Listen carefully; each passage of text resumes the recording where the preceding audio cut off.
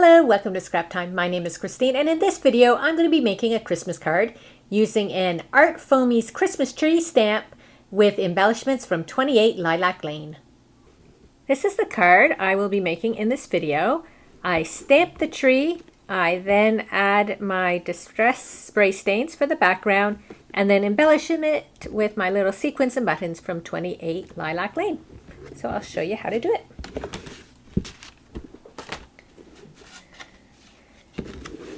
I like to use the watercolor cards when I'm doing this. Whenever I use the spray stains, I just find the watercolor paper really absorbs into a card. As a little tip, I put a piece of washi tape to hold my card down so I don't have this flapping card in my way. So this is the stamp from Art Foamies. You can see it's a very large Christmas tree stamp. It was designed by Julie Faye Van Balzer. And when you get the Art Foamies, you also get the stamp buddy with it. Now, because I'm only going to be doing one card right now, I'm not using the stamp buddy, but if you were, say, you wanted to use this on, say, craft paper and stamp your own wrapping paper and doing multiple stamps, then what you do is you put your paint in here, rub it in, and then use it as your stamp pad. But because I'm only doing one, I'm not going to put all that paint in there. So instead, I have my acrylic paint here. And I'm just going to put a bit down.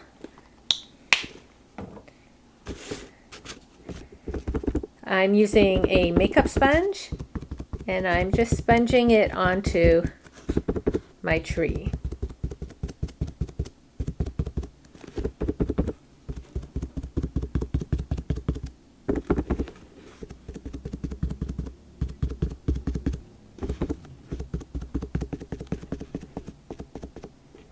Sometimes I'll just go back over if there's a little bit of it left showing. Just sort of like that. So now you can see our tree. And I position it on. I want to make sure the top of the tree gets on, so I'll go down, and if a bit of the trunk doesn't come on, that's fine with me. And then you want to just make sure you apply pressure over the whole thing so your paint gets transferred onto. Now, Art Foamies has a few different stamps for Christmas, so you can go and check out their site. They're really fun to use. Okay. So there we have our Christmas tree.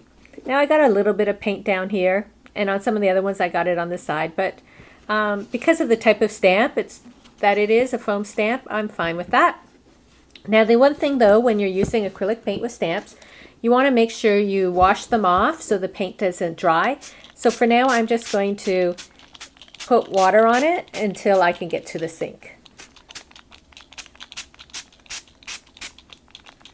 Sort of like that. I'm going to put it aside, and I'm going to clean off my paint here. Now, if you were doing a few of these at once, you can just put it aside, and by the time you finish stamping all your cards, it's probably be dry. Because it's such a thin layer of paint, it doesn't take very long. Or you could just hit it with a heat tool. I'm just going to put it aside because I already have one done that I can use.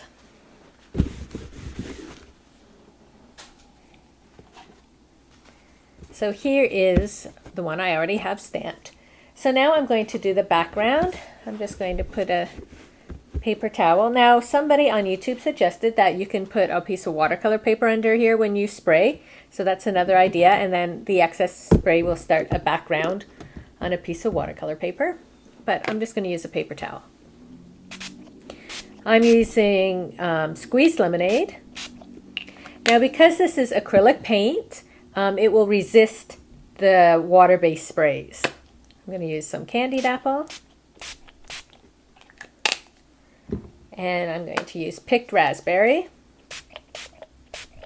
Now I want a nice solid background here. I'm going to go back in with a little. So I'm using extra spray. I want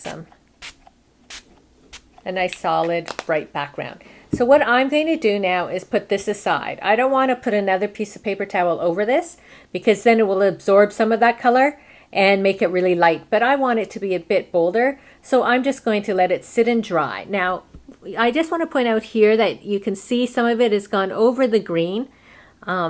that will sort of wicker off, and in the end, if it does stay on, you could just take a little cloth, damp cloth over it and remove it from the acrylic paint. It will resist it.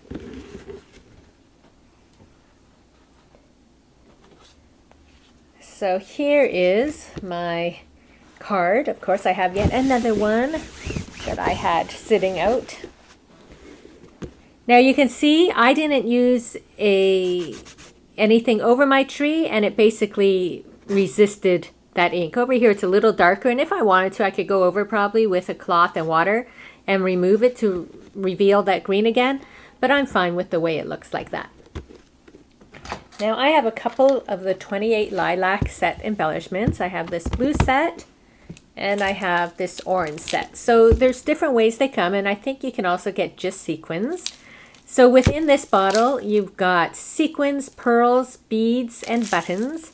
And then in this set you get the sequins, pearls, beads, buttons, and then as well as some ribbon and embellishments. So I want to use some buttons. On the other ones I used all white, but I ran out of white buttons in this set. Oh, I have one here, but it's quite large, so I'm not going to use it on this. So I took a couple orange buttons that I'm going to just put on, and then I'm going to dig out some of the white sequins. I think the white really pops on this background. So if you had sprayed different colors, then of course you could use different color of beads and sequins and pearls. But I just want to use some white here. I have 4.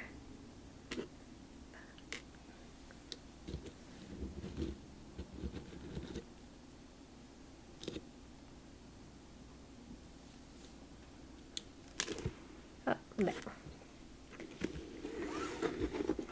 So I find that if I use, how many did I use? 3, 5, oh okay, I need 2 more. 9 seem to be a good number of sequins for the card.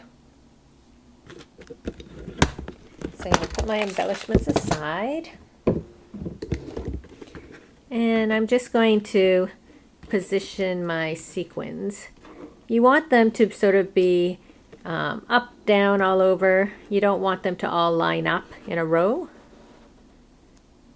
Sort of like that, how they're not just all lined up against there, they're sort of all over the place. I'm using glossy accents to glue it down.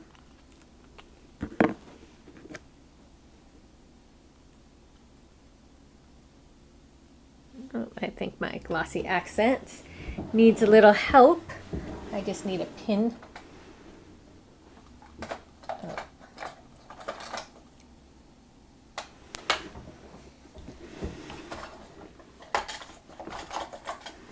Have to get a pin.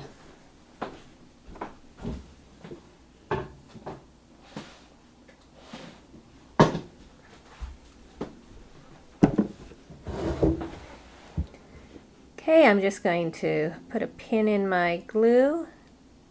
Sometimes it gets stuck. Let me test it. Okay, now it's coming. So for the buttons, I'll put some glue on the button and stick it down.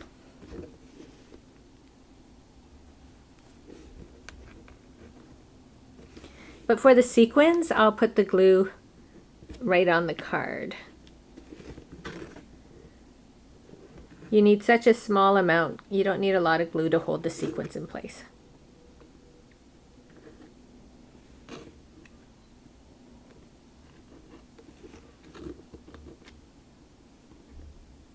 The other option too would be to put a blob of glue down and then even use a pin and to transfer the glue to the sequins.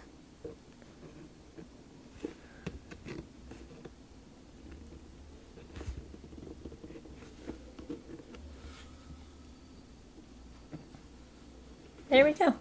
And there we have a fun, festive card ready to mail to your friends. And I'll show you here with the white. And these are easy to make in bulk. You can make a whole bunch at once. So enjoy making your cards. Now, if you do try this technique, be sure to post it on Instagram, and you can @ me at either Christine Urias or Scrap Time Photos, and I'd love to see what you create. Thanks for watching. Be sure to give our video a thumbs up and subscribe to Scrap Time Videos on YouTube. In the meantime, here are a few other videos you might be interested in watching. See you next time. Bye-bye.